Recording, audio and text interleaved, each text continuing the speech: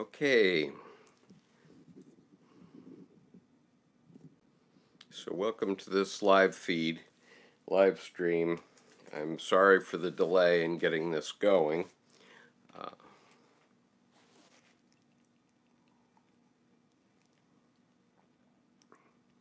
I'm looking to see, oh, we have somebody still here. Welcome. Okay, so this is my field expedient solution for broadcasting this morning, since my OBS and computer are not seeming to cooperate. And so I apologize for that. And what I'm going, hello, Zaina. Salam alaikum. I suppose you might be an Arabic speaker. That's why I guessed by the name. Anyway, I am not to be daunted by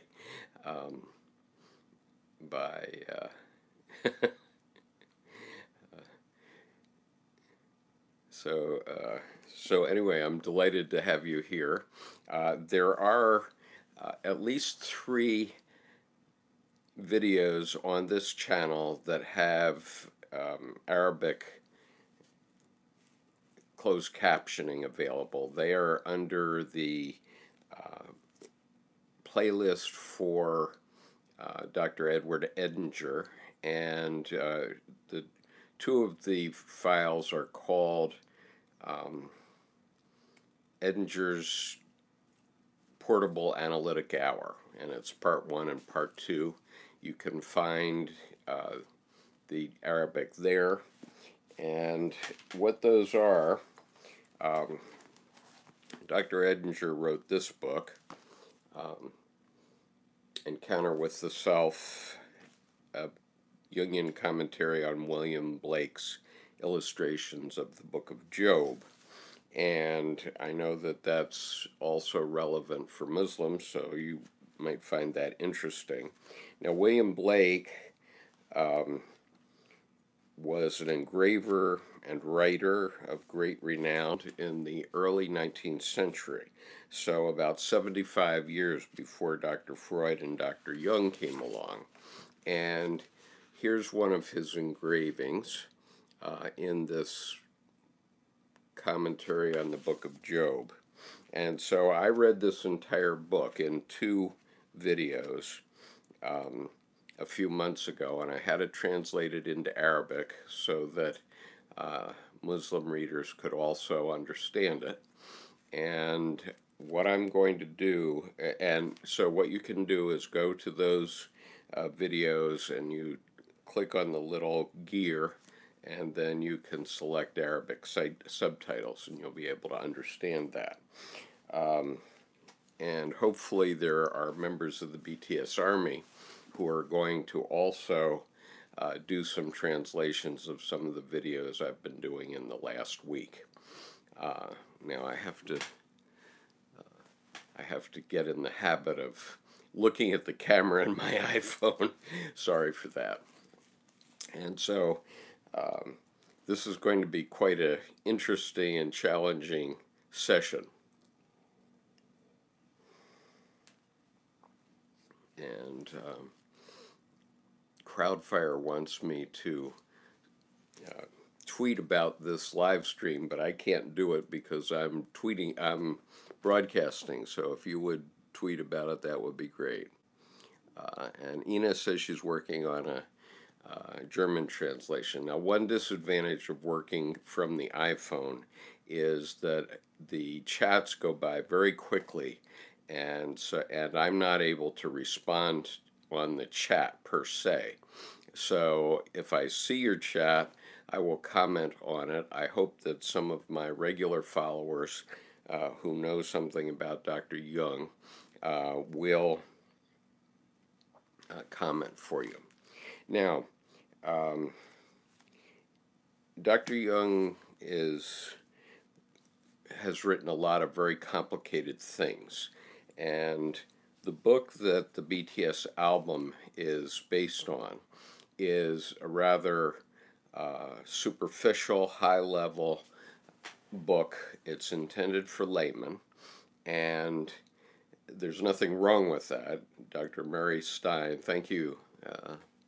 Papalika, nice, thank you so much. And so I am seeing your chats, but they're going by very quickly. So anyway, there's nothing wrong with that. His book is very good, and I understand many of you are reading it now, so that's great. But Dr. Jung wrote 20 volumes, so what I'm going to do is try to orient you on Dr. Jung's work so that you appreciate better what Kim Nam-jung and the members of BTS and their producers have done for you. And so I will do my best to respond to your chats, but I'm going to also be introducing to you the Red Book. Now, as you probably know, hold on a second. As you probably know, easier said than done here. Okay, as you probably know, the Red Book was issued in 2009, and this is the Red Book. Now, for reasons passing understanding, I'm seeing this title in reverse, so I'm getting a mirror image of what of myself, but I hope that you're seeing it in the right direction. I can't help that. Okay, so I'm not going to read from this book, though. This book is very impressive, and just to give you an appreciation, I'll hold it up for you for a moment. This is the beginning of the Red Book, and all of this German calligraphy, and there's about 200 pages of it, and all of the images in the Red Book were done by Dr. C.G. Jung. He worked on it for 16 years because he was trying to understand himself. And there are many, many very monumental images in this book. And so, for example, here's an image. I don't know if you're going to be able to see it, but the caption on this book, or this image, is Atharva Veda. Okay, so this apparently is an image that he based on one of the Vedas in Hinduism. And let's see, what else do we have here? There's a couple of pictures that you haven't seen. For example, this one, which is very impressive. It has the Tree of Life. It's a mandala, and it has heavens and the Tree of Life and the below, and below it you can see the creepy crawlies down beneath. And so that's an image of the unconscious, sort of. I'm not going to go into those images today, since I cannot present them to you. But what I am going to do is I'm going to work. Julia just got a copy of the Red Book. I hope that's the folio edition. So what you were looking at there was the folio edition that has the paintings in it, but this is the reader's edition, and the folio edition on Amazon costs about $150, but the reader's edition is about $25, and it has none of the images, but you can find most of the images on the internet. So you can put in Carl Jung Red Book images, and you can find a number of sites that have images from the Red Book and see what I'm talking about. Alex says, set the egg before you. Okay, I'm sorry. It disappears so fast, Alex, that I just can't read your entire chat. So I'm going to avoid responding to chats today and just give you the readings. So the Red Book is rather controversial because, and you'll find in the description of this video afterward, because I'm doing this through my iPhone, I'm going to have to add the description afterward, but you'll find in the description a link to the day that the heirs of C.G. Jung and Sono Shamdasani opened the Red Book. Now, the Red Book had been hidden, and even Jungian analysts, many of them, did not really know about it and how important it was until 2009.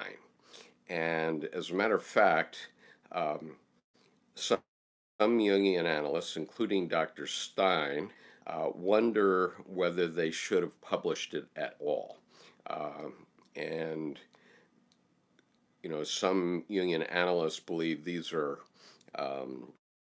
private visions and they shouldn't be shared with the public. And then others believe that it should be. Sono Shamdasani, who's professor of Jungian history at, I think it's called King's College in London, worked on this book for 13 years, and he knew that it existed.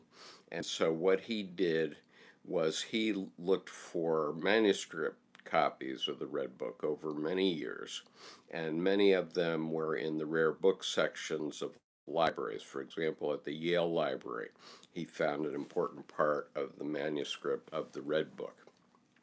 And so then he went to the heirs of C.G. Jung, who had hidden the Red Book away ever since Dr. Jung's death, and said to them, look, the Red Book is coming out whether you agree or not, so let's do it in a good way. And so the heirs finally agreed to that, and they agreed to that in about, let's see, what year would it have been? It was about 1996. And then Dr. Shamdasani, to his great credit, worked on the folio edition for 13 years. And he translated it, he did commentary on it. It has a 100-page introduction by Dr. Shamdasani. And it's just a remarkable and artistic, beautiful book. You can't imagine. I treasure mine. And so what I'm going to do is I'm going to read a couple of excerpts just so you get a sense of it. Now, I have read quite a few major excerpts into the channel, and so you can find those later. You can find them with images, some of them, and in that sense it will be better, but this is for the purpose of this live stream Q&A. To the extent I can see your cues, I will A. Okay, so first of all, this version of the Red Book, the Reader's Edition, let me put it up close to the camera so you can see it's the Reader's Edition. It had this sleeve on it. I purchased it, and I kept the sleeve because it has an important statement on it. And this is quoting Dr. Jung now. The years of which I have spoken to you when I pursued the inner images were the most important time of my life. Everything else is to be derived from this. It began at that time, and the later details hardly matter anymore. My entire life consisted in elaborating what had burst forth from the unconscious and flooded me like an enigmatic stream and threatened to break me. That was the stuff and material for more than only one life. Everything later was merely the outer classification, the scientific elaboration, and the integration into life. But the numinous beginning, which contained everything, was then. And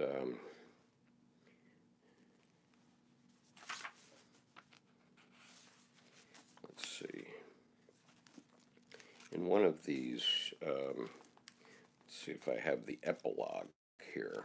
I think I have the epilogue, which is also useful to hear. Okay.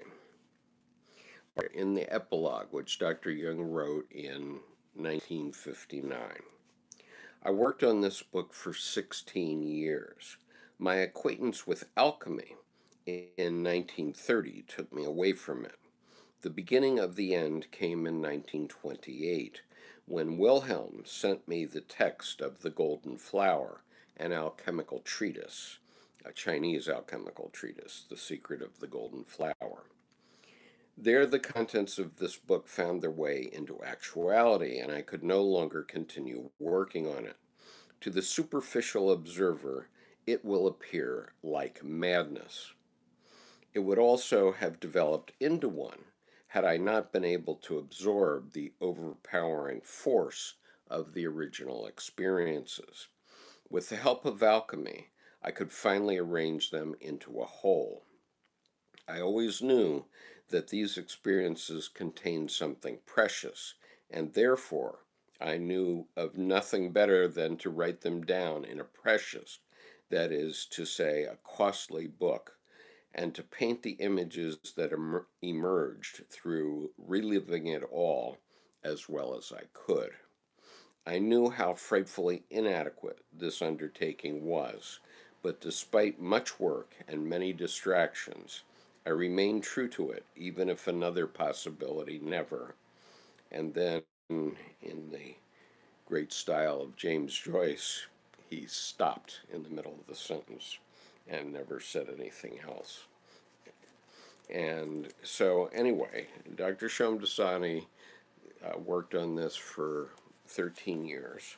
And so what we have now is his work. And so since 2009, Jungian analysts around the world have had to rethink their views, not only about Dr. Jung's whole work, but also about the Red Book. And he mentioned alchemy in this, and a few of you have mentioned alchemy to me on various chats. And so what I want you to know about alchemy for today is that the alchemists who worked for about 1700 years were working on psychology. They didn't know it at the time. They thought they were doing chemistry. And of course, alchemy is well known as the origins of modern chemistry. But what they were really doing was that they were looking for signs of God or the spirit in nature.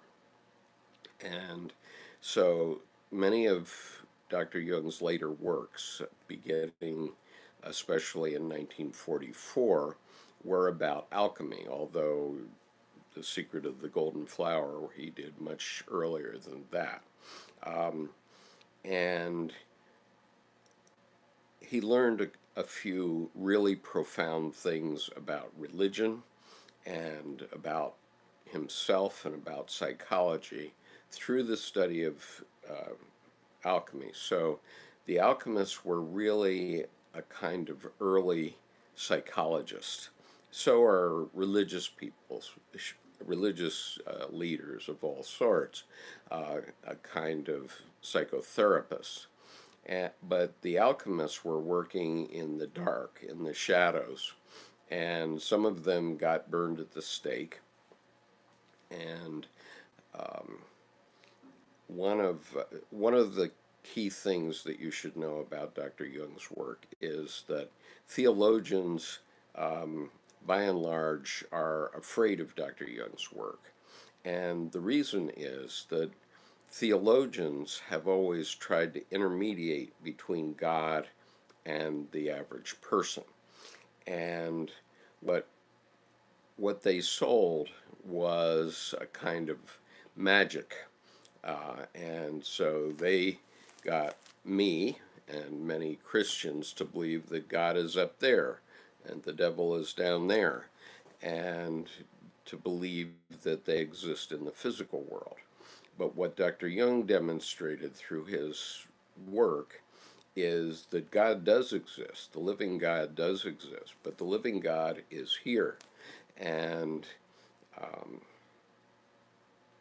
and it's possible to experience the living God. And once you experience the living God, you don't have to believe anymore. You know, and that's a very big idea. Okay, a lot of people can't even cope with that idea. Certainly, if you ask your local minister or priest or mullah or whoever um, what they think, rabbi, uh, they'll say, "Oh no, Jung was a Gnostic. Never mind him." Well, um, he did get some of his ideas from Gnosticism, but who were the Gnostics?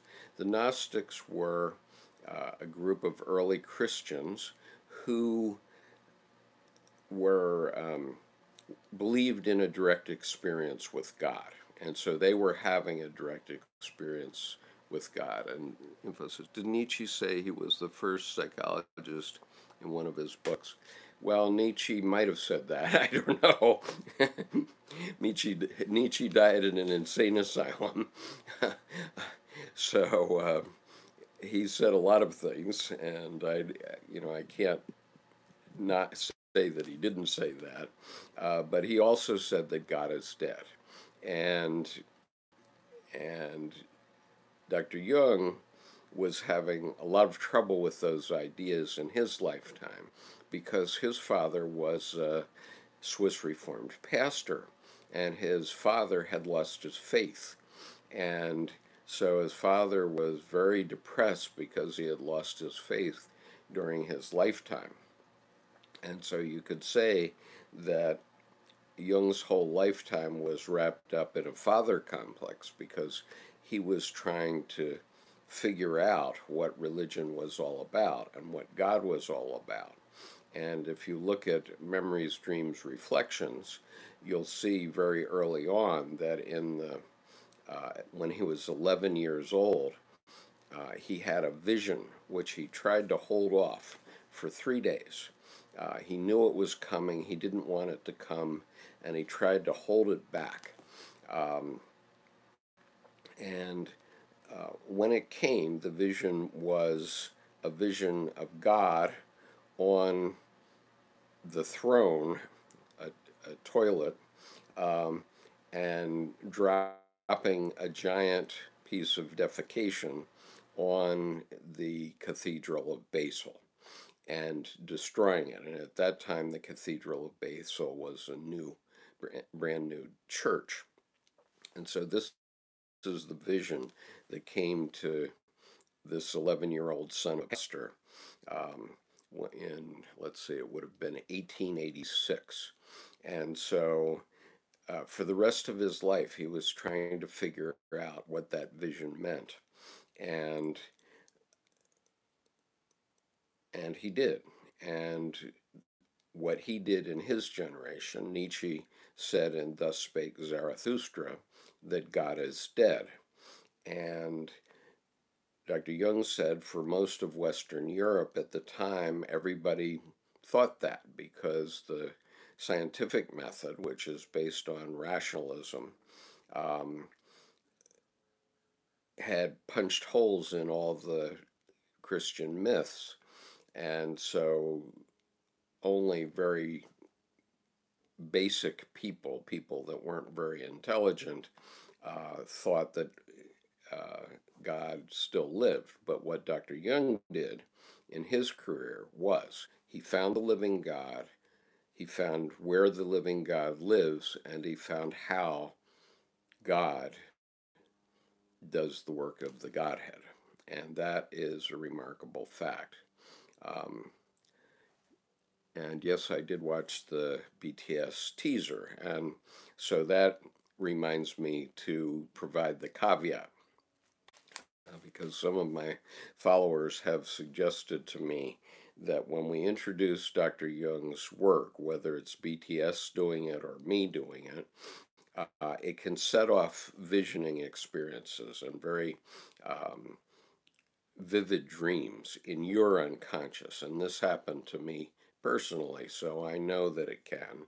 And um, sometimes the what comes up is actually evil. And so think of the steps in development of a Buddhist, which I'll tell you about. One of the best parts of the Okay, I'm sorry, I just can't keep up with the chat. So, um, in Buddhism, there are three stages of development. The first stage is a man of little intellect, and that person you have to control by cause and effect, the idea of cause and effect, and the idea of karma. And so if you do something bad, then something bad is going to come back and happen to you. And obviously, and in my lifetime, I certainly know that karma works perfectly. Okay, the second layer is the man of ordinary intelligence, and this is the man who understands the opposites and understands that there is a opposite and that there's opposite within himself. If he's pretty intelligent or she's pretty intelligent, you'll know that there's opposites within yourself, and you'll at least be conscious of that. And then the person of wisdom, the third level, the person of wisdom is someone who can bring their thinking, their psyche, above the opposites and see how the opposites play out and make the wisdom decision. And so those are three steps in Buddhism that also apply to psychology. And I am using for my text for that a book called Psychic Energy, Its Sources and Transformations, and it's by M. Esther Harding. And Dr. Harding was the founder of the C.G. Jung Institute in New York, along with Dr. Edward Edinger, who was a psychiatrist and was her disciple. And so the two of them and a few other people founded the C.G. Jung Institute in New York, and it's been operating ever since, of course. So when I referred to those comments from her book, you can find them on page 26 of the paperback version of her book. Okay, but what I'm getting into in the Red Book now is a visioning period, and Dr. Jung was lucky because he was already a practicing psychiatrist, so he knew what could happen in the psyche, and he had seen it at the Bergholzli Mental Hospital in Zurich for many years, and he was about 12 or 13 years into his practice as a psychiatrist when his visioning period began.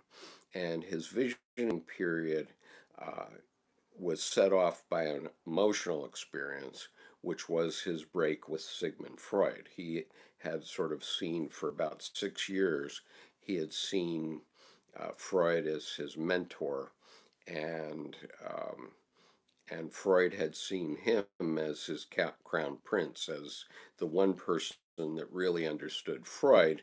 And so Freud wanted him to carry on Freud's view about libido. Now, Freud's view about libido is that everything is reducible to sex. But Dr. Jung pointed out that we have other drives that are every bit as important as sex, and so he found much more. So Dr. Freud found one archetype, the Oedipus complex, and so he's credited with that. But Dr. Jung and his successors now over many years have found other archetypes. Now, these visions came upon him, but he was a psychiatrist, so he could hang on. He could keep grounded. And this is the issue that all of you as BTS fans now are going to face, because once you get visioning like this started and start to see images like this, it's very possible that you can have visions too. And you can also have very colorful dreams, let's say, both good and bad. And so you need to keep yourself grounded when that happens. Gray says, Jung understood Freud. Freud had no understanding of Jung, precisely. And, you know, Jung was very respectful of Freud throughout his life, but he knew when he wrote Psychology of the Unconscious, which was a major book, that it was going to cause a break with Freud. And so often these visioning experiences or these dreams are triggered by very emotional experiences. And he was obviously in a Great Depression, not only because of his break with Freud, but also because of the oncoming World War I, which was very frightening. And um, and so you're going to hear about that a little bit in this reading that I'm going to give you. But you know, if you start to have visioning experiences or very crazy dreams that you can't yourself control, um,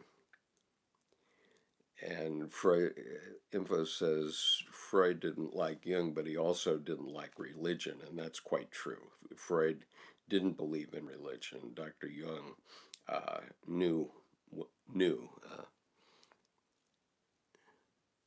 right. Uh, the son always expands the father's work, and that's what we have here. And so Dr. Jung, as I said, found the living God, where the living God lives, and how he goes about doing the business of the Godhead. So that's a very complicated topic. Uh, Dr. Jung wrote about it for 30 years at the end of his career. And he had a dream in 1944, and in that dream, he received permission to tell the secrets he knew about religion. And so he then wrote like crazy about it for the rest of his life, because he was already 69 when he had this heart attack, and he wanted to get as much out as he could to whoever would listen. And so he wrote Psychology and Alchemy around 1944, and then he wrote Ion. And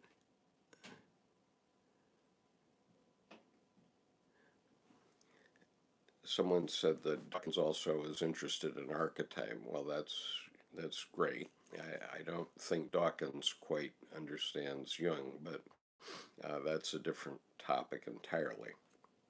Um, And so then he wrote Ion, researches into the phenomenology of the self. And after that, he wrote Answer to Job, which is perhaps his most powerful but also his most controversial book. Theologians hate it. And then his last book was Mysterium Conjunctionis. Um, Meme is a kind of a snapshot of an archetype. Well, that's a good way to think about it. Thank you, Gray. Okay, so in this book, the context of it is that it's immediately after his breakup with Freud. He's very fraught emotionally, and World War I is coming. And I'm going to rely on Gray to give you a commentary, and there are a few of my other regular followers who I think can give you the chat commentary as I read here. Um, so it was a very emotional time for them, and um, it was a very emotional time for them, and or for him. And this is when these visions and dreams tend to come up, when you're having a very emotional time. And young people often have emotional times, and I do understand that many young people are going through emotional experiences very often, and and so they may run into these kinds of experiences, and this is a way to stay grounded. Remember, you have to live in this world in the 21st century. You can't live in your head all the time. But these things are real. Okay, Dr. Jung said the psyche is real, and and um, and so what we're talking about here is the beginning of his understanding of these things as they relate to religion. And he had these visions for 5 years, and he wrote them down then and put them into the Red Book, the big folio volume that I showed you at the beginning. He put them down in the Red Book over a period of 16 years. And so if you look at the little 3-minute video that will be in the description under this video, you'll see the magic moment when his family was there and allowed others to actually see the Red Book. Now, the Red Book had been on Dr. Jung's desk for his whole career, basically, but most people really didn't know what was in it. And then once he died, his family didn't know what to do with it, so they decided to lock it in a vault in Zurich, where it was not seeing the light of day for 48 years. And so I appreciate it if Gray and some of the others will continue to make commentary, because they're more knowledgeable than or not more knowledgeable than I am on this, maybe, but they are very knowledgeable. And since I can't see the chat, I'm going to have to rely on them. Okay. So now I'm going to read to you the Red Book. And so if you start having visioning experiences and you don't feel you can control it, then you should see a mental health professional about that. But what I've found is that by reading Dr. Jung, I have been able to control it. And I did have an 8-month-long visioning experience in 1993, which emerged as a novel that you know about, some of you know about, and the ones that don't, you can find my comments on it on the YouTube channel. In any case, I wrote down my visioning, which came out in the form of a novel. And so creative people very often are bringing things up from the unconscious and using that. And so when you hear a writer has writer's block, for example, what that means is they can no longer connect with the unconscious. And to have good mental health, you need a good connection with the self, which is the deepest archetype in your unconscious. And it was called by Dr. Jung and Dr. Edinger and Dr. Harding the God image. You need a good connection with that level of your psyche. And so when a writer has writer's block, it means that they're up here in their conscious ego mind and they can't get back and regenerate that visioning process that helps them write a novel. And by the same token, if you go to a art class in your local adult education, for example, you can find all these older people who are trying to learn how to draw or paint. And what they're trying to do is to replicate the still life in front of them, or the nude model in front of them. Absolutely. So they're trying to be a camera, okay? But you don't need to be a camera, okay? And that's up at the ego conscious level. And so real art and real connection is to paint from the unconscious, to paint from the soul. And so so when for example, Picasso said that because his father was a artist, Picasso's father was an artist, and he taught Pablo Picasso, how to paint. And so Picasso once said, by the time I was 11, I could paint like Goya. After that, I had to learn to paint like Picasso. and so then painting from the unconscious and expressing things out of his unconscious. And he kept doing that through his whole life. He was still working on a painting 4 hours before he died at, I think, age 9 or something like that. Okay, so now I'm going to read into the Red Book. And this is near the beginning. If I speak in the spirit of this time, I must say, and when he speaks about the spirit of this time, he's talking about the conscious level, the 21st century for us today. At his time, the time when World War I was working up. And the spirit of the depths is the self. Okay, so here we go. If I speak of this in the spirit of this time, I must say nothing can justify what I must proclaim to you. Justification is superfluous to me, since I have no choice, but I must. I have learned that in addition to the spirit of this time, there is still another spirit at work, namely that which rules the depths of everything contemporary. The spirit of this time would like to hear of use and value. I also thought this way, and my humanity still thinks this way, but that other spirit forces me, nevertheless, to speak beyond justification, use, and meaning.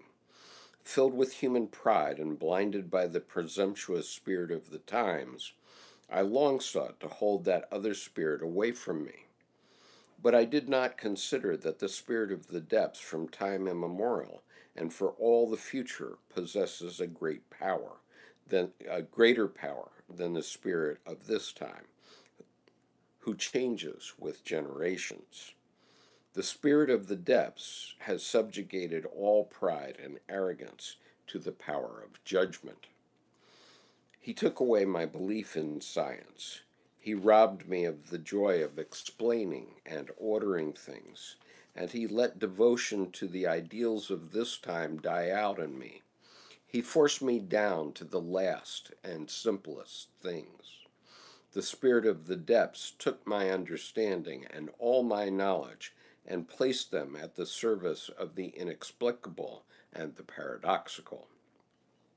He robbed me of speech and writing for everything that was not in his service, namely the melting together of sense and nonsense, which produces the supreme meaning. But the supreme meaning is the path, the way, and the bridge to what is to come. What is the God yet to come? It is not the coming God himself, but his image which appears in the supreme meaning. God is an image, and those who worship him must worship him in the image of the supreme meaning. The supreme meaning is not a meaning and not an absurdity. It is an image and force in one, magnificence and force together. The supreme meaning is the beginning and the end. It is the bridge of going across and fulfillment. The other gods died of their temporality, yet the supreme meaning never dies. It turns into meaning and then into absurdity. And out of the fire and blood of their collision, the supreme meaning rises up, rejuvenated anew.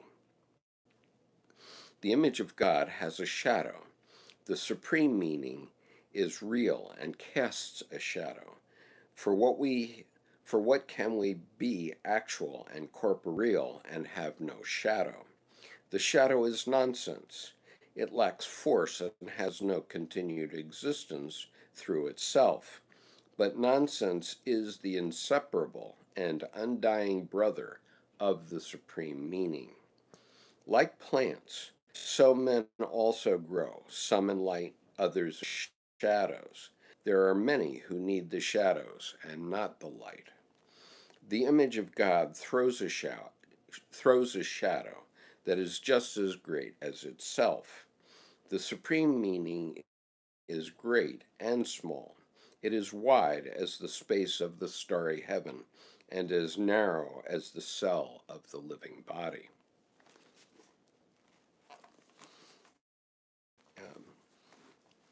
By the way, Gray or someone else who knows me, if at the end of this you could make a copy of the chat for me, that would be great, so that I can go back and see what people have said. I don't know who's listening, but I'd very much appreciate a copy of the chat if you can make a copy at the end. Okay, reading on. The spirit of this time in me wanted to recognize the greatness and extent of the supreme meaning, but not its littleness. The spirit of the depths, however, conquered this arrogance, and I had to swallow the small as a means of healing the immortal in me. It completely burned up my innards, since it was inglorious and unheroic. It was even ridiculous and revolting. But the pliers of the spirit of the depths held me, and I had to drink the bitterest of all draughts. The spirit of this time tempted me with the thought that all this belongs to the shadowiness of the God image. This would be pernicious deception, since the shadow is nonsense, but the small, narrow, and banal is not nonsense, but both of the essences of the Godhead. I resisted recognizing that the everyday belongs to the image of the Godhead. I fled this thought. I hid myself behind the highest and coldest stars. But the spirit of the depths caught up with me and forced the bitter drink between my lips. The spirit of this time whispered to me, quote, this supreme meaning, this image of God, this melting together of the hot and the cold, that is you, and only you. But the spirit of the depths spoke to me, you are an image of the unending world. All the last mysteries of becoming and passing away live in you. If you did not possess all this, how could you know? For the sake of my human weakness, the spirit of the depths gave me this word. Yet this word is also superfluous, since I do not speak it freely, but because I must. I speak because the spirit robs me of joy and life if I do not speak. I am the serf who brings it and does not know what he carries in his hand. It would burn his hands if he did not place it where his master orders him to lay it. The spirit of our time spoke to me and said, what dire urgency could be forcing you to speak all this? This was an awful temptation. I wanted to ponder what inner and outer bind could force me into this, and because I found nothing that I could grasp, I was near to making one up. Now my video seems to have frozen on my iPhone, but I will hope that it's continuing for the time being. But this is the spirit of our time had almost brought it about that instead of speaking, I was thinking about reasons and explanations. But the spirit of the depths spoke to me and said, to understand a thing is a bridge and possibility of returning to the path, but to explain a matter is arbitrary and sometimes even murder.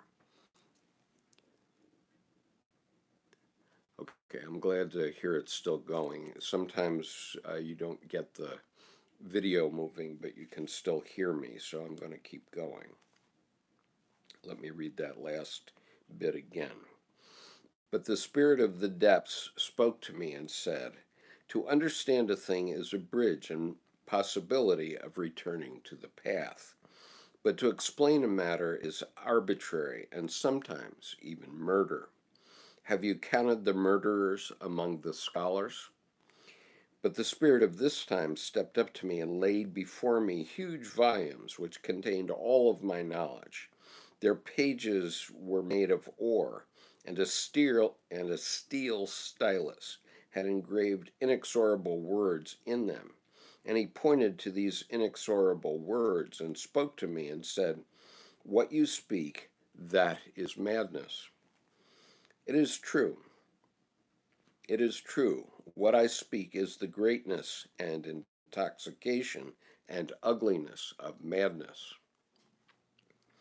But the spirit of the depths stepped up to me and said, what you speak is, the greatness is, the intoxication is, the undignified, sick, paltry dailiness is. It runs in all the streets, lives in all the houses, and rules the day of all humanity. Even the eternal stars are commonplace. It is the great mistress and the one essence of God. One laughs about it, and laughter too is. Do you believe, man of this time, that laughter is lower than worship? Where is your measure, false measurer? The sum of life decides in laughter and in worship, not your judgment.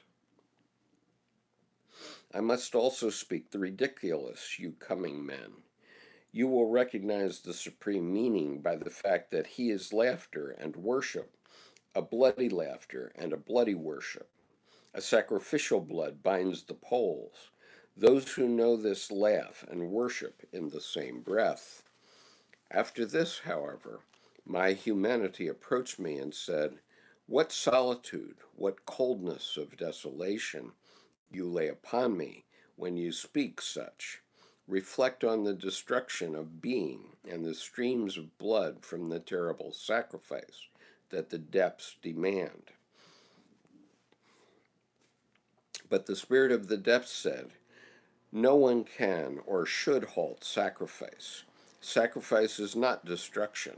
Sacrifice is the foundation stone of what is to come. Have you not had monasteries? Have you not countless thousands gone into the desert? You should carry the monastery in yourself. The desert is within you. The desert calls you and draws you back, and if you were fettered in the world of this time with iron, the call of the desert would break all chains. Truly, I prepare you for solitude. After this, my humanity remained silent. Something happened to my spirit.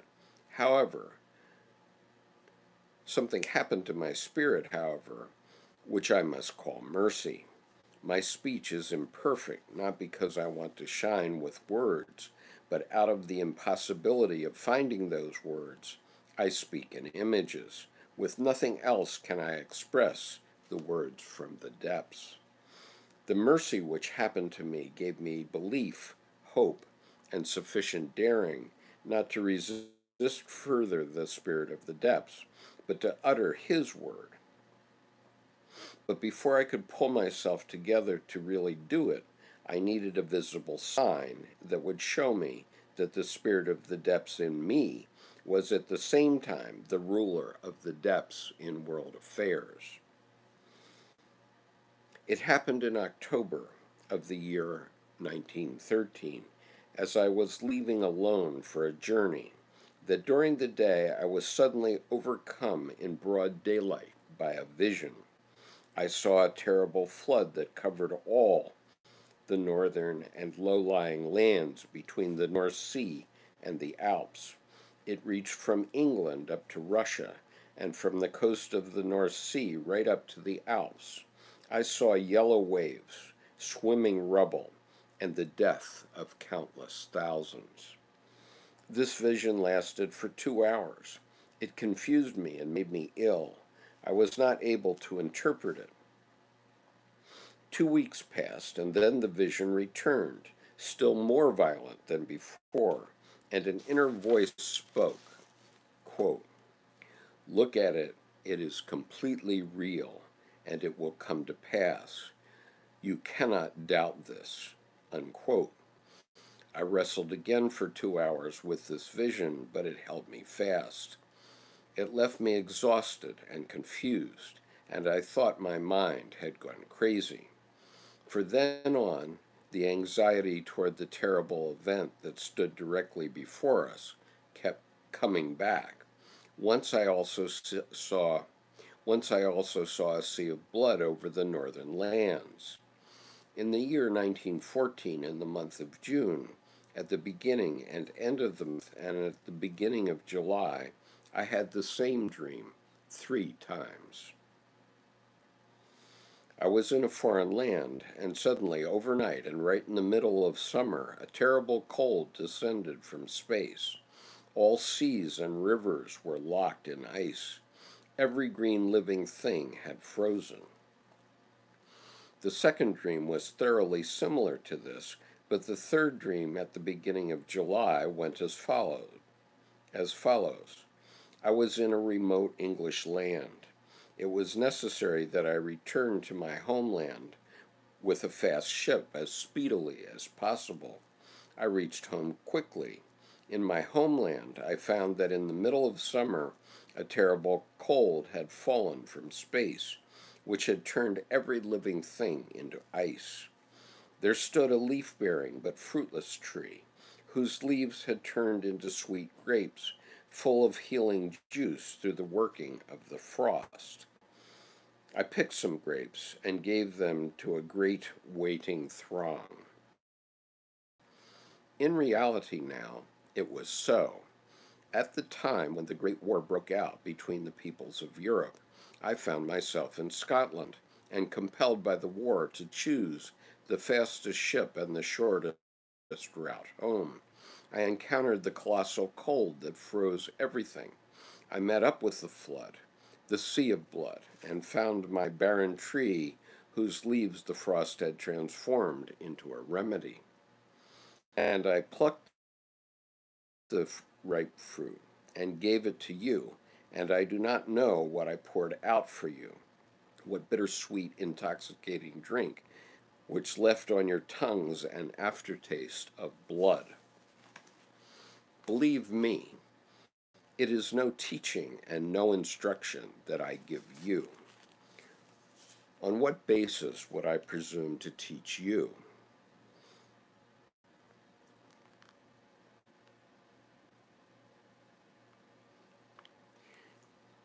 I'm going to start that paragraph again. I was trying to look at chats, but I haven't been able to see them.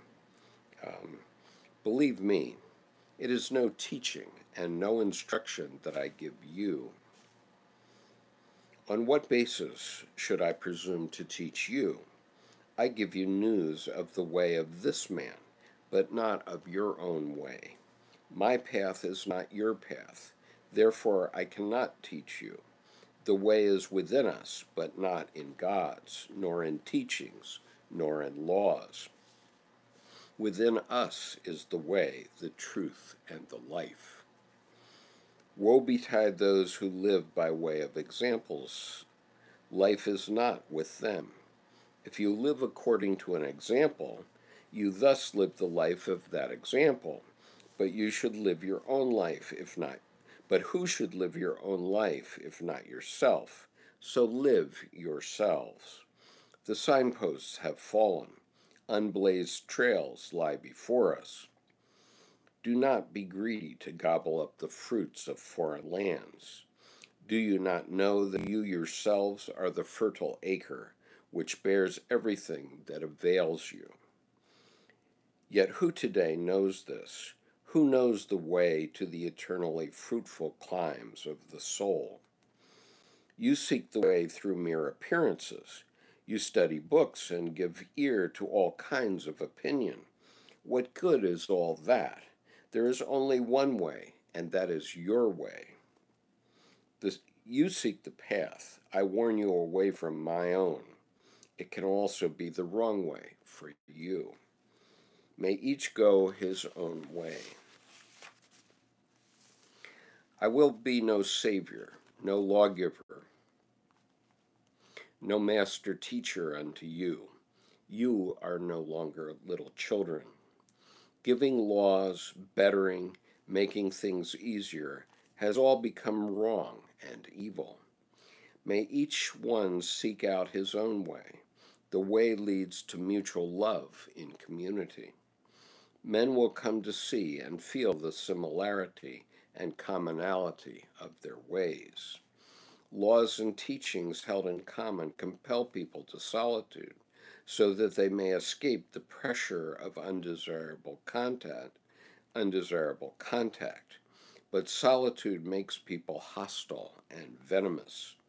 Therefore, give people dignity and let each of them stand apart so that each may find his own fellowship and love it.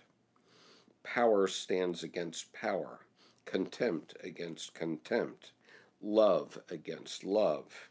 Give humanity dignity and trust that life will find the better way. The one eye of the Godhead is blind. The one ear of the Godhead is deaf. The order of its being is crossed by chaos. So be patient with the crippledness of the world, and do not overrule its consummate beauty. Okay, so that is the beginning. And there's another piece I wanted to read here. Let's see what else.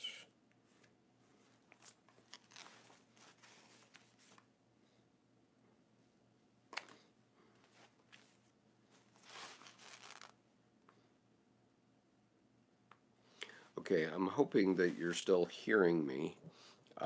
If someone could put a chat up now so that I can see that things are still live. Hi, thank you. And so thanks, Miles, for your comment.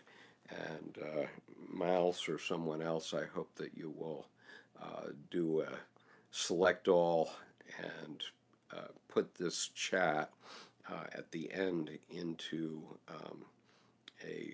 either a Word or a text document and send it to me so that I will have it later. Now,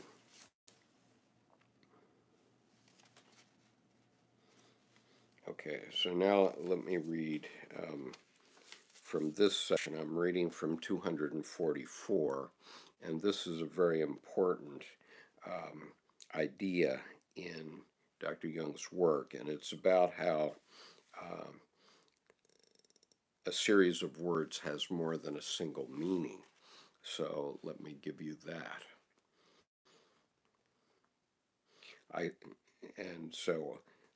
Dr. Jung is in his vision, and I is himself, and A is the anchorite, who is a being that's in his unconscious and with whom he is conversing. And what he's doing is what's called active imagination, where you can actually converse with different parts of yourself. So I says, "Thank you for your patience, but it matters very much to me to know how you read and what you take from this book." Presumably he's referring to the Bible. The anchorite says, "Your question is not easy to answer. It's easier to explain colors to a blind person. You must know one thing above all. A succession of words does not have only one meaning, but men strive to assign only a single meaning to the sequence of words in order to have an unambiguous language. This striving is worldly and constricted and belongs to the deepest layers of the divine creative plan. One of the highest levels of insight into divine thoughts, on the higher levels of insight into divine thoughts, you recognize that the sequence of words has more than one valid meaning. Only to the all-knowing is it given to know all the meanings of the sequence of words. Increasingly, we try to grasp a few more meanings. If I understand you correctly, you think that the holy writings of the New Testament also have a doubleness, an exoteric and an esoteric meaning, as a few Jewish scholars contend concerning their holy books. The anchorite. This bad superstition is far from me. I observe that you are wholly inexperienced in divine matters. I must confess my deep ignorance about these things, but I am eager to experience and understand what you think about the multifaceted meaning of the sequence of words. The multifaceted meaning of the sequence of words. Anchorite. Unfortunately, I am in no position to tell you everything I know about it, but at least I will try to make the elements clear to you. Because of your ignorance, I will therefore begin elsewhere this time. Okay, so this is one part of Dr. Jung talking to another part of Dr. Jung. Think of it that way. What you need to know is that before I became acquainted with Christianity, I was a rhetorician and philosopher in the city of Alexandria. I had a great throng of students, including many Romans, a few barbarians, and also some Gauls and Britons. I taught them not only the history of Greek philosophy, but also the new systems, among them the system of Philo, whom we call the Jew. He was a clever head, but fantastically abstract, as the Jews are wont to be when they devise systems. Moreover, he was a slave of his own words. I added my own and wove an atrocious web of words, in which I ensnared not only my listeners but also myself. We rioted terribly among words and names, our own miserable creations, and accorded divine potency to them. Yes, we even believed in their reality, and believed that we possessed the divine and had committed it to words.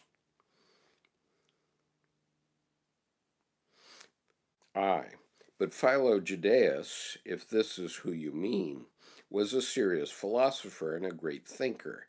Even John the Evangelist included some of Philo's thoughts in the Gospel.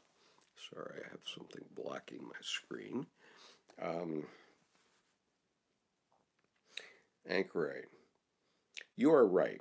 It is to Philo's credit that he furnished language like so many other philosophers. He belongs to the language artists, but words should not become gods. I fail to understand you.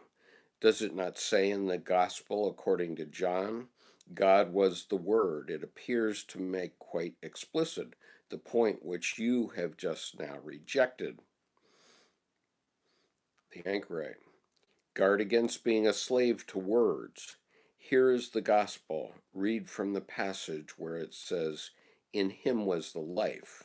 What does John say there? And so in the footnote here, he's added John 1 through 10. Quote, in the beginning was the Word, and the Word was with God, and the Word was God. The same was in the beginning with God.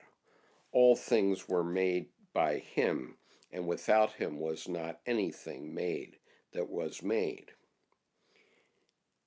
In him was life, and life was the light of men. And the light shineth in darkness, and the darkness comprehended it not. There was a man sent from God, whose name was John. The same came for a witness, to bear witness of the light, that all men through him might believe. He was not that light, but was sent to bear witness of that light. That was the true light, which lighteth every man that cometh into the world. He was in the world, and the world was made by him, and the world knew him not. Okay, so that's John 1, 1 through 10. Going on. And life was the light of men, and the light shines in the darkness, and the darkness has not understood it. But it became a person sent from God by the name of John, who came as a witness and to be witness of the light, the genuine light, which illuminates each person, came into the world. He was in the world, and the world became through him, and the world did not recognize him. That is what I read here. But what do you make of this? The anchorite. I ask you, was this logos a concept, a word? It was a light, indeed a man, and lived among men. You see, Philo only lent John the word so that John would have at his disposal the word logos alongside the word light to describe the Son of Man.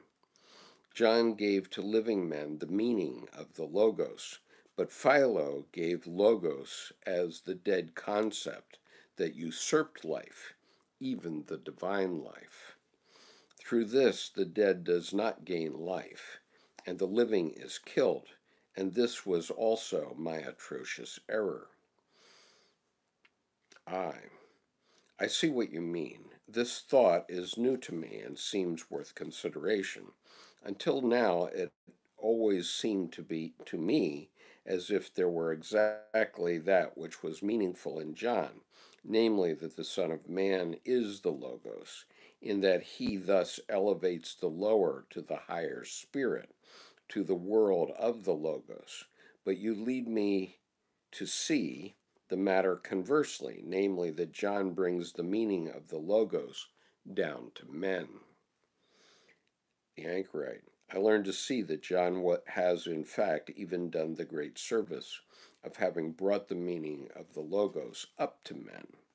I have peculiar insights that stretch my curiosity to the utmost. How is that? Do you think that the human stands higher than the Logos?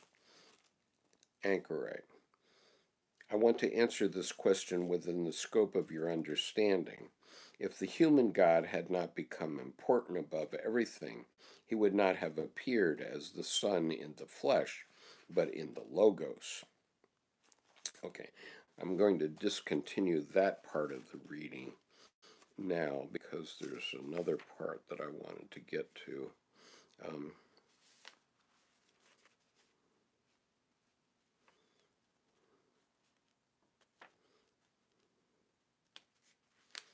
Okay, because many of you may think that this is anti-Christian, but it certainly is not.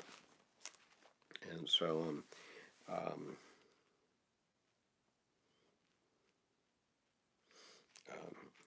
I want to read to you a part which clarifies that point.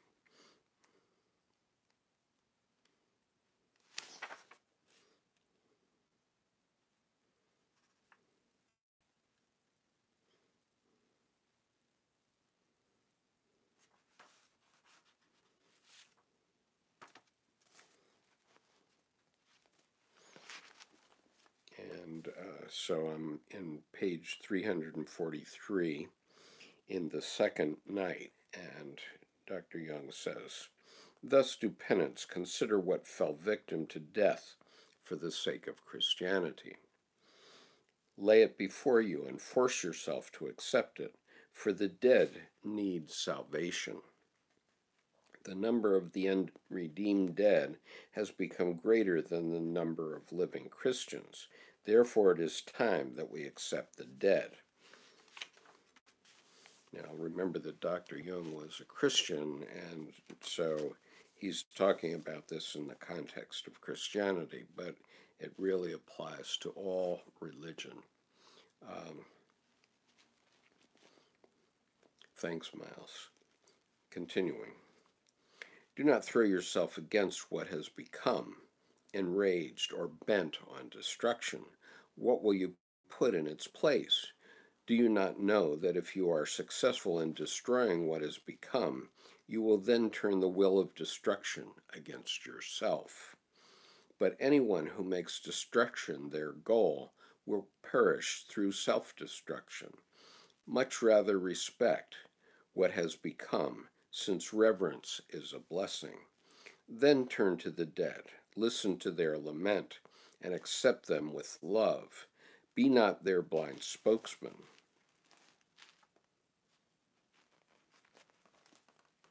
There are prophets who in the end have stoned themselves, but we seek salvation, and hence we need to revere what has become and to accept the dead, who have fluttered through the air and lived like bats under our roofs since time immemorial. The new will be built on the old, and the meaning of what has become will become manifold. Your poverty in what has become, you will thus deliver into the wealth of the future.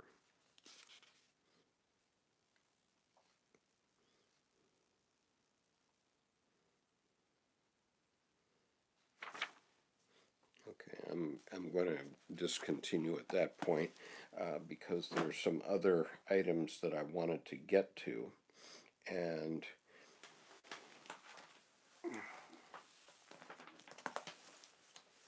okay, so one of those is in this book, and are you seeing this book? I hope you are, because I'm seeing a frozen picture on my screen, but I'm assuming that you are seeing. And so the book is called C.G. Jung, A Biography in Books. And I'm reading from page 100.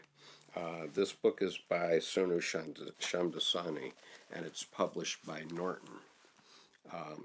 And so one of the issues that comes up in Dr. Jung's work is the duality of good and evil.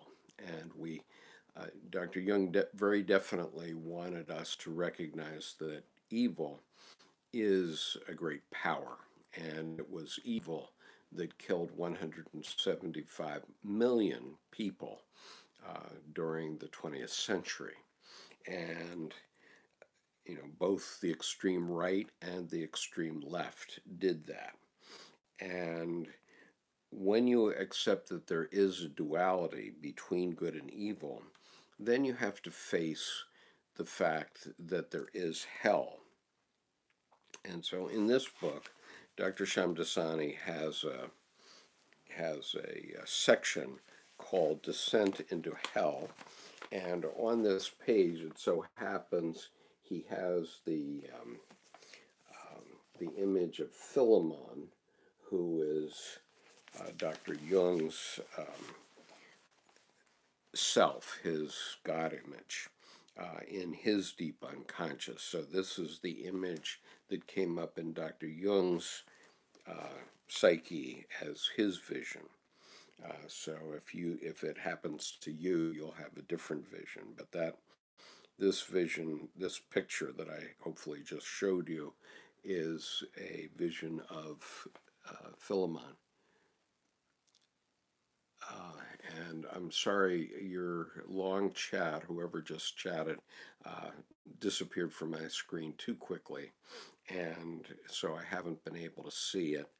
And hopefully my friends who are watching will make a copy of this chat and send it to me. And all right, so now I'm going to read Descent into Hell. Classic motifs also found their way into Liber Novus. That's the other name of the Red Book, which I normally do not use. Um, Classical motifs also found their way into Liber Novus. Jung's self-experiment was styled as a descent into the underworld, so into the unconscious.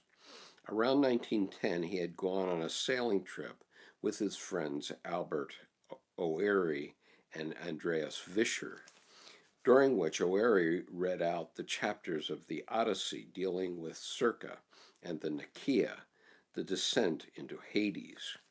Jung noted that shortly after this, he, like Odysseus, was presented by fate with a Nicaea. The figure of Odysseus entered Jung's exploration in a fantasy of December 21st, 1913. On encountering the biblical figures of Salome and Elijah, Jung gazes into a stone and catches sight of Odysseus and his journey on the high seas. After his interchange with Salome and Elijah, Jung looks into the crystal again and thinks again of Odysseus and how he passed the rocky island of the Sirens and wonders if he should do so. In his commentary on this passage, Jung noted that the image indicated that lengthy wanderings lay ahead of him.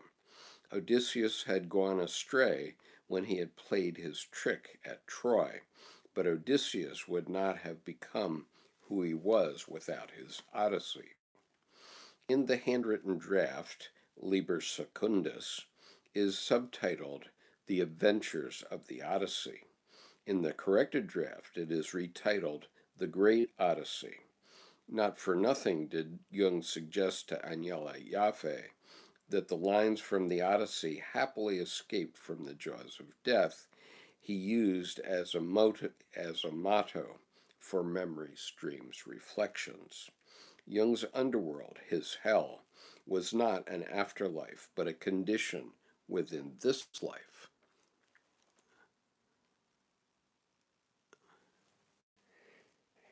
Quote, "What do you think of the essence of hell? Hell is when the depths come to you with all that you no longer are and are not yet capable of. Hell is when you can no longer attain what you could attain. Hell is when you must think and feel and do everything that you know you do not want. Hell is when you know that your having to is also a wanting to, and that you yourself are responsible for it. Hell is when you know that everything serious that you have planned with yourself is also laughable, that everything fine is also brutal, that everything good is also bad, that everything high is also low, and that everything pleasant is also shameful." Unquote. Henceforth, the task of analysis for Jung was one of enabling an individual to descend to his or her own hell, confront it, and return. In Liber Novus, Jung plumbed the extremities of his experience in an attempt to reach his innermost essence. In these depths, we do not find pure experience as such, no primal scream, but biblical and classical passages and figures. In 1930, Jung commented on this paradox in his discussion of visionary works, noting that the fact that poets turned to mythological figures to give suitable expression to their experience did not mean that they were working with second-hand derivative material, but that this was the only way they had to give form to the imageless primordial experience. Dante decks out this experience in all the imagery of heaven, purgatory, and hell. Blake presses into his service the phantasmagoric world of India, the Old Testament, and the Apocalypse. Alongside this Homeric background, Jung drew from Ovid's Metamorphosis. Sometime in 1914, Jung had a dream in which an old man with kingfisher wings and the horns of a bull appeared flying. He painted the image, and while doing so, he found a dead kingfisher in his garden by the lakeshore. Kingfishers were rarely spotted near Zurich. Jung realized that this figure was Philemon. Ovid's tale of Philemon and Bacchus may be briefly recounted. Jupiter and Mercury, these are two Greek gods, go wandering disguised as mortals in the hill country of Phrygia. They search for somewhere to rest and are turned down at 1,000 homes. Finally, one old couple takes them in. They had been married in their cottage in their youth and had grown old together, and contentedly accepted their poverty. They prepare a meal for their guests.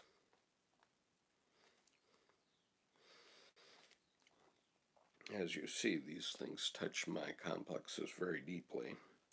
During the meal, they see that the flagon automatically refills itself as soon as it is emptied. In honor of their guests, they offer to kill their sole goose. The goose takes refuge with the gods, who say that it should not be killed. Jupiter and Mercury reveal themselves and tell the couple that the neighborhood will be punished, but that they will escape, and ask them to climb the mountain with them. When they reach the top, the couple see that the country surrounding their cottage has been flooded and that only their cottage remains. It has been transformed into a temple with marble columns and a gold roof. The gods ask what they would like, and Philemon replies that they would like to be their priests and serve in Jupiter and Mercury's shrine, and also that they could die at the same time.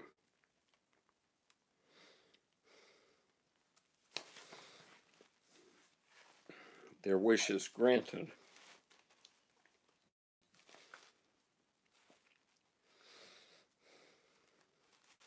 Their wish is granted, and as they die, they are transformed into trees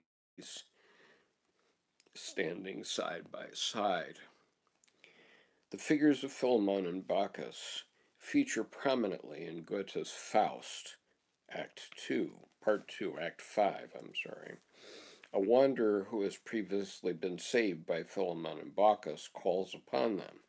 Faust is in the process of building a city on land reclaimed from the sea. Faust proceeds to tell Mephistopheles that he wants Philemon and Bacchus moved. Mephistopheles and three mighty men burn the cottage with Philemon and Bacchus in it. Faust replies that he had only intended to exchange their dwelling. Okay, so that's be careful what you wish for. In a fantasy of January 27, 1914, Jung's eye went in search of a magician. He arrived at the home of Philemon and Bacchus. They spent their time looking after tulips. Philemon was a retired magician with a magical rod in a walled cupboard. He used spells for practical purposes now and then. Jung's eye asked Philemon to teach him about magic. Philemon said that the magic is inborn and is the negative of what one can know, and that there is nothing in it to be understood. Reflecting on this episode a year later, Jung realized that there aren't magical practices one can learn. One can only understand what is in accordance with reason, and magic isn't. However, one needed magic if one had opened the doors in oneself. He considered that the greater part of the world is not understandable to us, and that magical practice consisted in making it so. The importance of Philemon was that he took in the gods. His secret was that he was a lover of his soul, who had united what was separated. Unlike Christ, he was no savior. He nourished himself from himself and made others do the same. To Jung, Philemon represented superior insight and was like a guru to him. He would converse with him in the garden. He recalled that Philemon evolved out of the figure of Elijah, who had previously appeared in his fantasies. Philemon was a pagan and brought with him an Egypto-Hellenic atmosphere with a Gnostic coloration. It was he who taught me psychic objectivity, the reality of the psyche. Through the conversations with Philemon, the distinction was clarified between myself and the object of my thought. Psychologically, Philemon represented superior insight.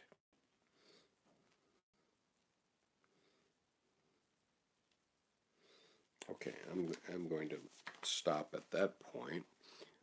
I had wanted to do other things, and shall I keep going? Are you still game for more? I don't know.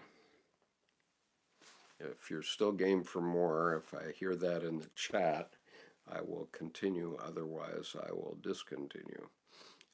So will somebody chat me and just tell me that you're still listening?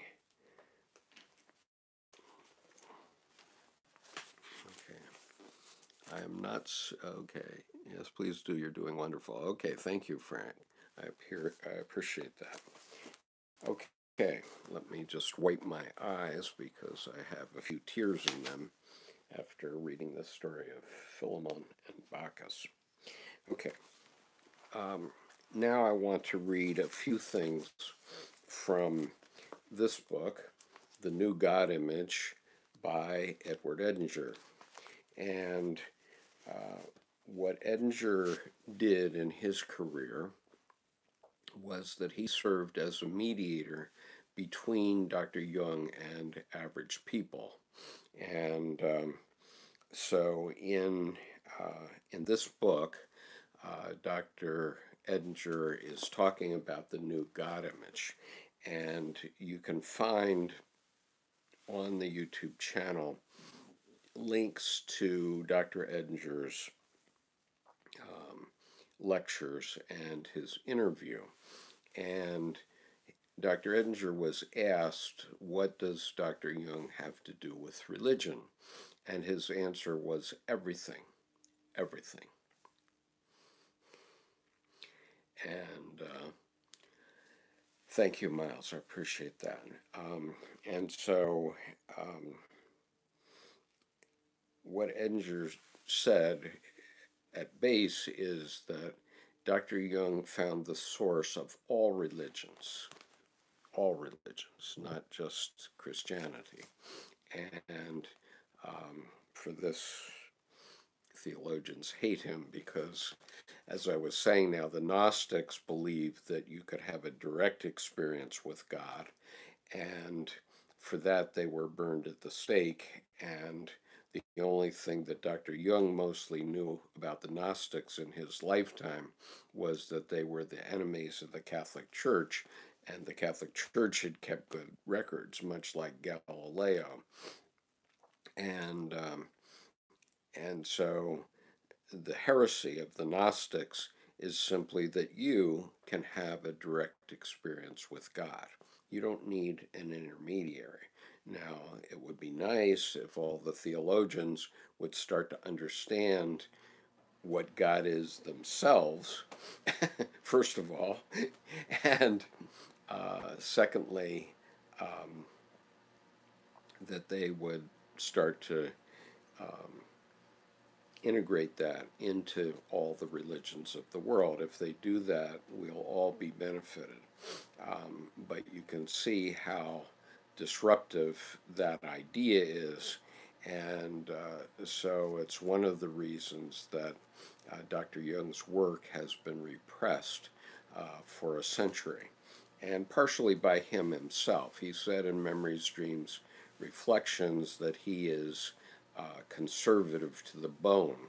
And so, he didn't push to have the Red Book published, and it was only later people like Dr. Shamdasani who realized how important this work is for the future, and Dr. Edinger. And so, and there's one important point that I often make, but Dr. Jung was talking about something that he knew, okay? In other words, he was a scientist, and as a scientist, he couldn't say anything as belief. He could only say what he knew. And so the God image he found and identified in his clinic is the deepest archetype in the unconscious. But it is not necessarily the metaphysical God, the God of theologians. But the significant point is human beings cannot tell the difference between the God image and the metaphysical God. So that's a starting point. And so you often hear him saying, I don't know anything about the metaphysical God, I only know about the God image in the psyche. And so anyway, in Dr. Edinger's book, The New God Image, he first explains 6 phases of religion. And so I want to read this to you so that you understand these phases.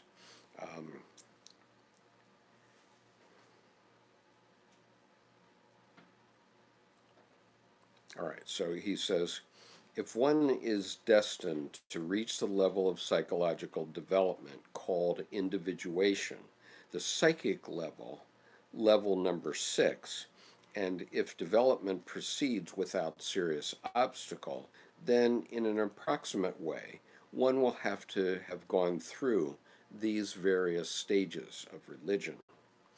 Number 1, animism. In the initial stage of animism, the autonomous subjective psyche is experienced in a diffuse way. The primitive psyche experiences an autonomous spirit everywhere, in animals, in trees, in places, in rivers. The whole surrounding environment is animated, which is why it is called animism. It is animated with what we moderns would call a projection of the autonomous objective psyche. All right, so that's level 1. And again, he's saying that we all have to go through all of these levels. Okay, so level 2, matriarchy. The animism phase historically belongs to the hunting and gathering traits of humanity. As soon as agriculture is discovered, hunting and gathering becomes less important, and the more settled community that tills the earth takes on primary importance. We then get the matriarchal stage of the God image, in which the great, nourishing Earth Mother is the primary factor. Okay, so that's phase 2. Phase 3, hierarchical polytheism. Sufficient produce and resources have now been acquired by the community so that cities can start to develop. There is the emergence of urban society. At this stage, the masculine principle begins to supersede the feminine principle. A family of deities begins to emerge with a patriarchal sky god as the head of the family. The powers of the various deities are organized in a hierarchical way, with the sky god father as the king.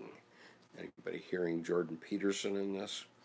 Simultaneously, kingship is born. The polytheism of Mesopotamia, Greece, and Egypt are all examples of this third stage, as is the mythology of Norse and Germanic peoples. Stage 4.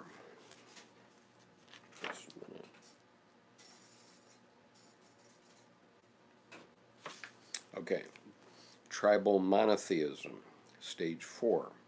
This stage was discovered or created by the ancient Hebrews. The fact I put it both ways is significant, so created and discovered. Okay, the question always arises. The question comes just from examining this chart, which I don't have for you. What is responsible for the transformation of the God image? On the one hand, the God image was within it has within it. On the one hand, the God image has within it a latent dynamic tendency to evolve and develop. On the other hand, there is evidence to indicate its development and dynamism results from the feedback it receives from the conscious egos. Out of the many deities of the ancient Near East, Yahweh emerged as the single, all-encompassing one for this little tribe of nomads, the ancient Hebrews.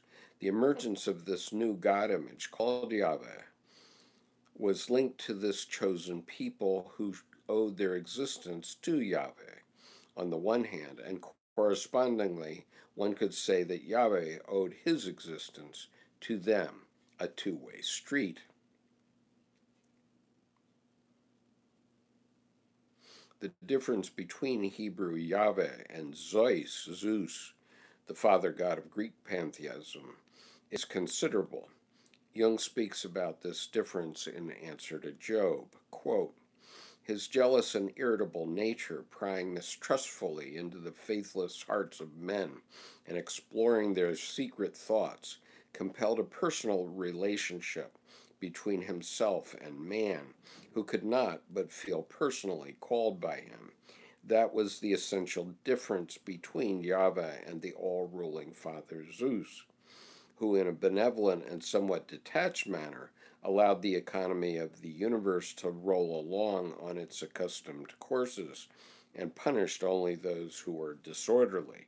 He did not moralize, but ruled purely instinctively. He did not demand anything more from human beings than the sacrifices due to him.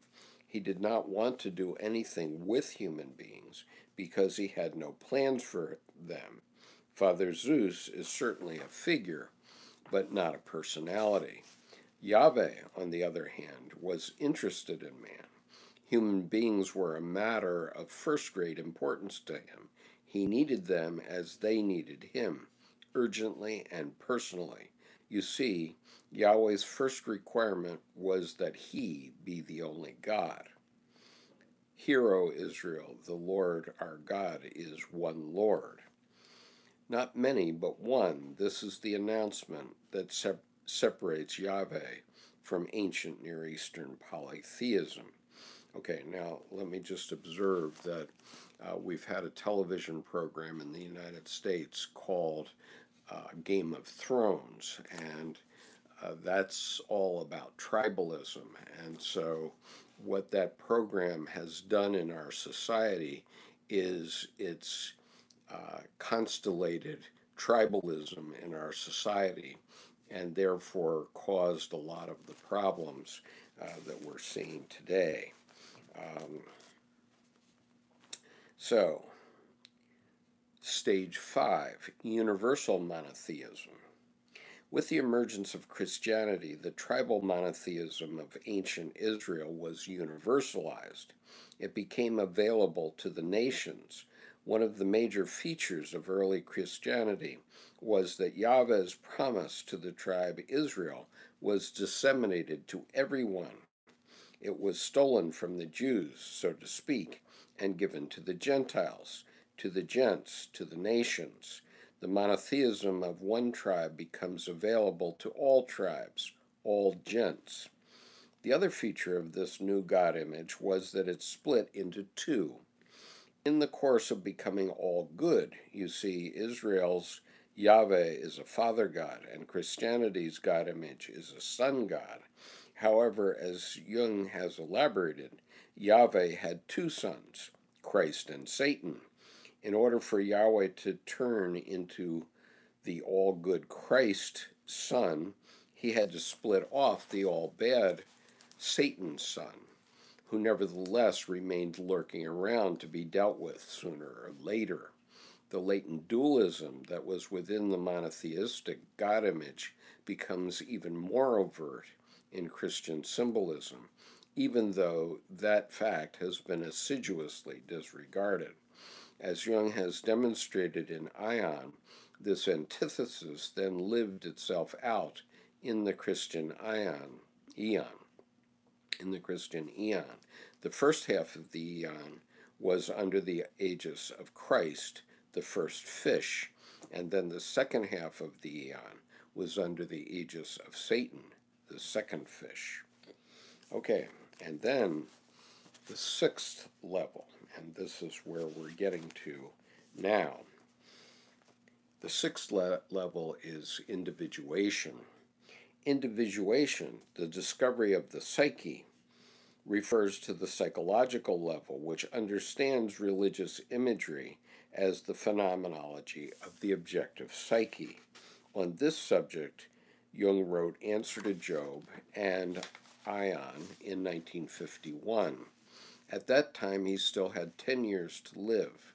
The second volume of the Letters, from 1951 to 1961, covers this last 10 years and includes a whole series of remarkable letters concerning the nature of the God image and the transformation it is undergoing for modern man via the individuation process.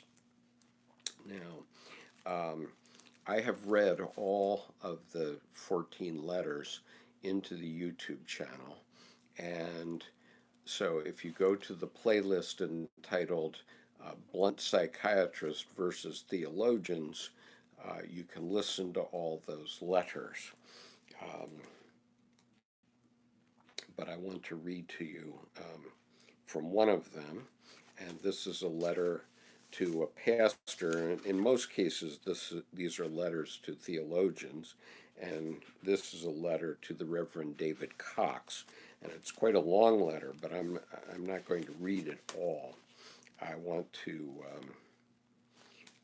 read to you just one page of it, which is found on page 187 of this book entitled The New God Image, published by Chiron, written by Edward Edinger. So this is in the appendix.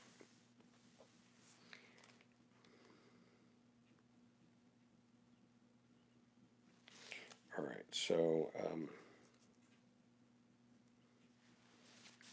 I'll start at this point. God does not want us to remain little children looking out for a parent who will do their job for them. We are cornered by the supreme power of the incarnating will. God really wants to become man, even if he rends himself asunder. This is so, no matter what we say. One cannot talk the H-bomb or communism out of the world. We are in the soup that is going to be cooked for us, whether we claim to have invented it or not. Christ said to his disciples, "Ye are gods." This word becomes painfully true. If God incarnates in the empirical man, man is confronted with the divine problem. Being and remaining man, he has to find an answer. It is the question of the opposites, raised at the moment when God was declared to be good only. Where then is his dark side?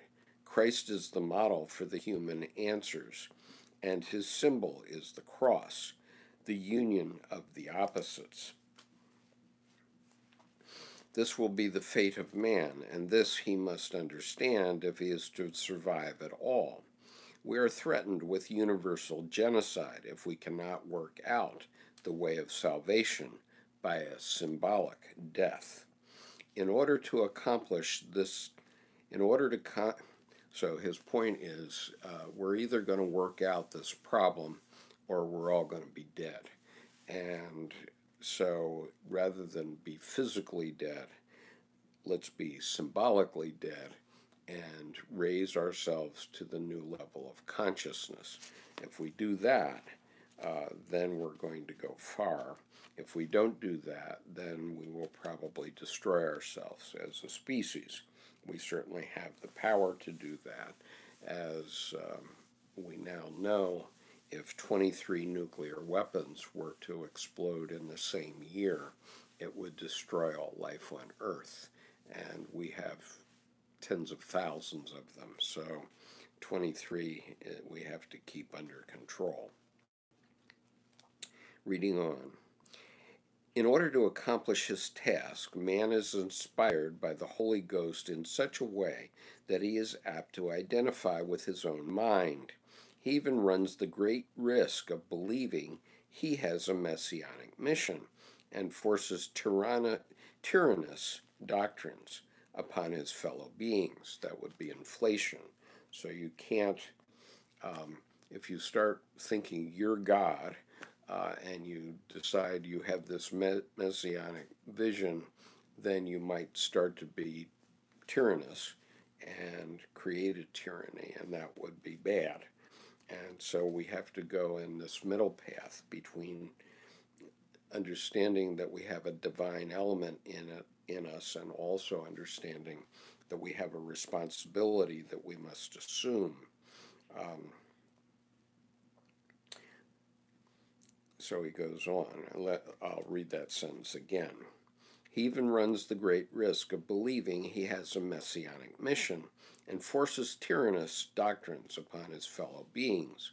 He would do better to disidentify his mind from the small voice within, from dreams and fantasies through which the divine spirit manifests itself.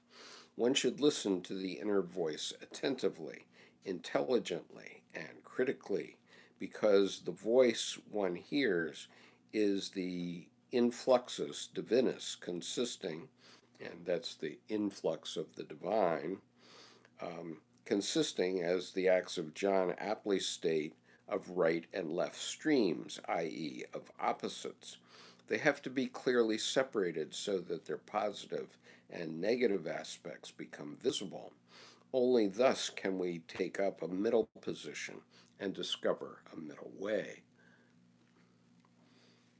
That is the task left to man, and that is the reason why man is so important to God that he decided to become a man himself. I must apologize for the length of this exposition. Please do not think that I am stating a truth. I am merely trying to present a hypothesis which might explain the bewildering conclusions resulting from the clash of traditional symbols and psychological experiences. I thought it best to put my cards on the table so that you get a clear picture of my ideas.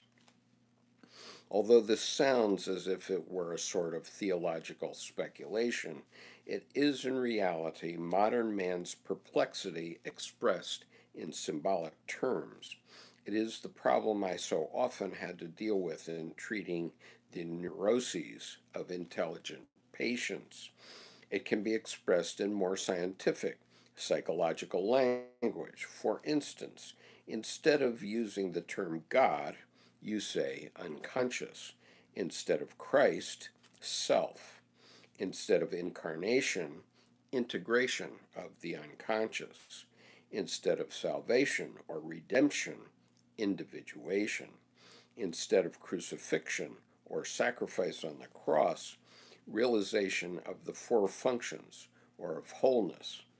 I think it is no disadvantage to religious tradition if we can see how far it coincides with psychological experience. On the contrary, it seems to me a most welcome aid in understanding religious traditions. And this letter is contained in volume 18 of the Collected Works of C.G. Jung, which is called The Symbolic Life, and it's paragraph 1664, which is where that particular quote is from.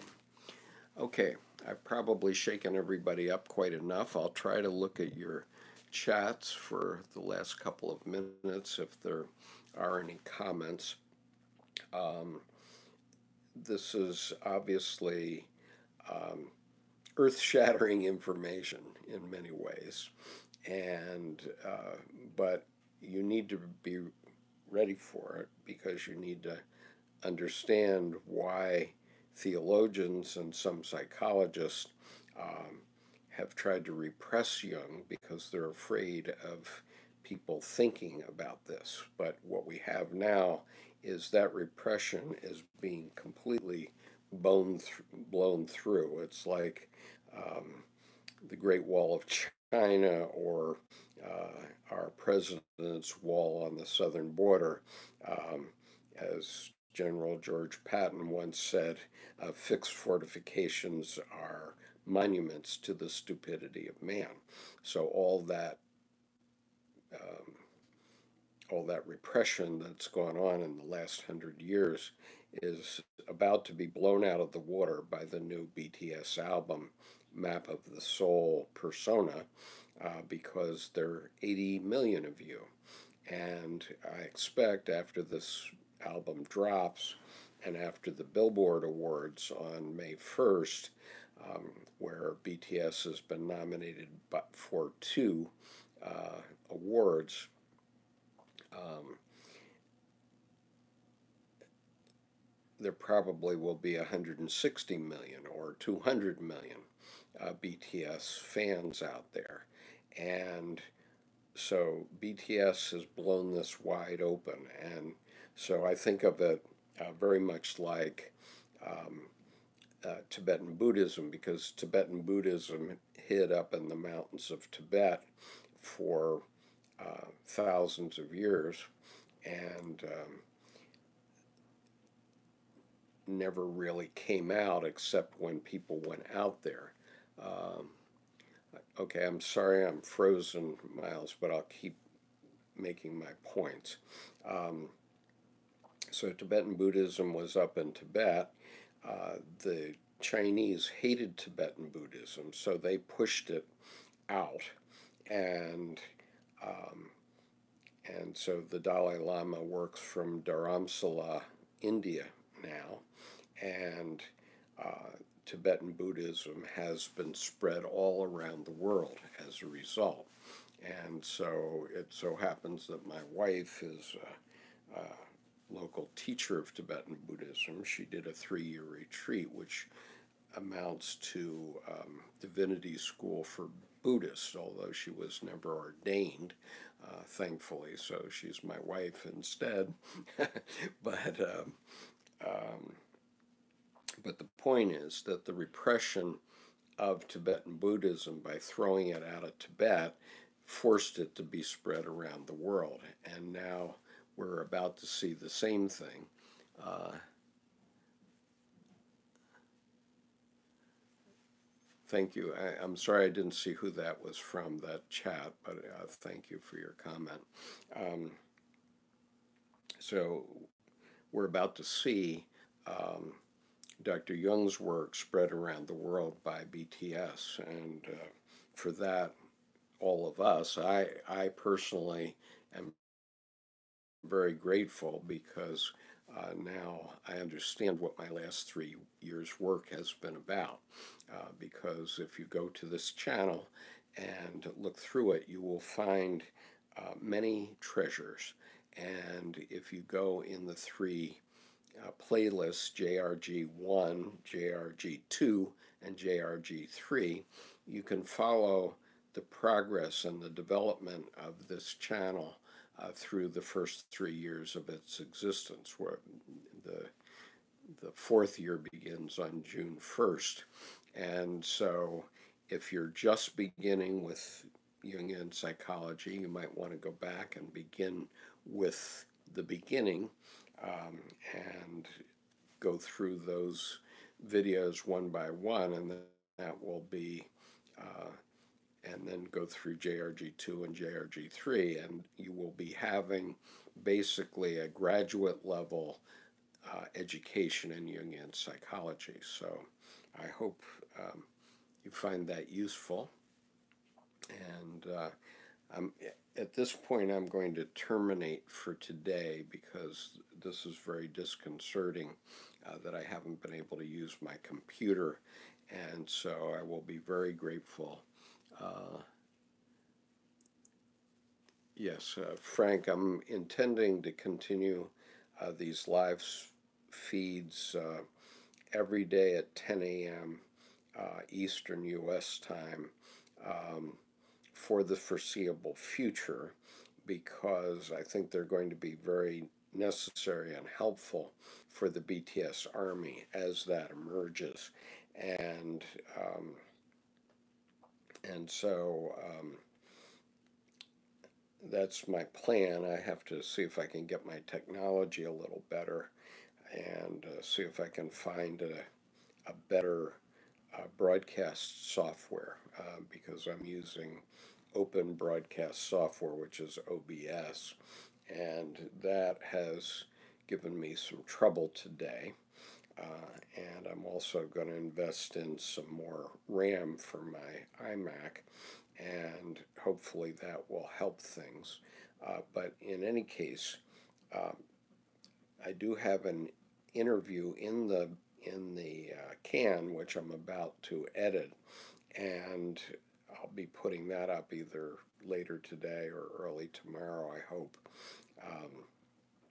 And that's from a BTS Army member who is talking about BTS and how important they are, and I totally concur with her. And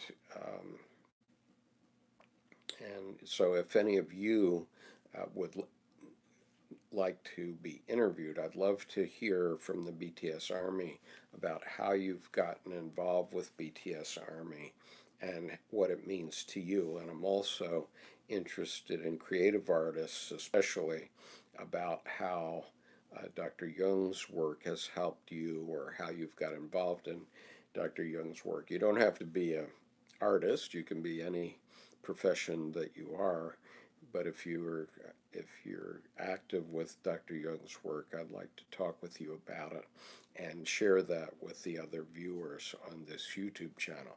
So please send me an email to skip.conover@gmail.com, and we will see if we can organize such an interview. And let's see what else. So do remember, if you're finding you're having serious mental health issues, do go to a mental health professional. I'm not a mental health professional, and so I can only give you the benefit of my reading and experience. And that experience says to me that for many of us, if we read Dr. Jung's work, it can be very soothing, and it certainly has helped me with my own mental health. And it's very much like a conversation, too. I mean, think of a coffee gathering among women. So they're all talking about the men in their life, presumably, and they're able to handle and rebalance their own perception about the world and the world of men by talking with one another. And I suppose it's true that we men talk about women also with our friends. And so all those conversations are a rudimentary form of psychotherapy. And so it seems to me that most of us don't have the money for formal psychotherapy from any sort of mental health professional. And so this series and this channel is intended to be a guideline for some people to sort of find themselves without necessarily going to a professional. But I do encourage you to do so if you have serious issues coming up. And I wish you the best with it. So now I'm going to terminate, and thank you much for joining me today. Let's let's see if I can turn this off now. I don't really know how.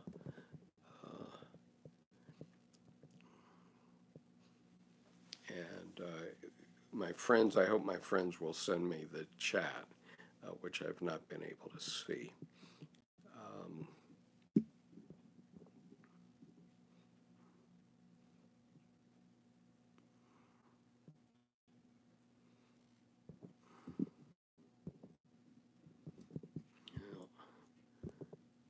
Having trouble figuring out how to turn this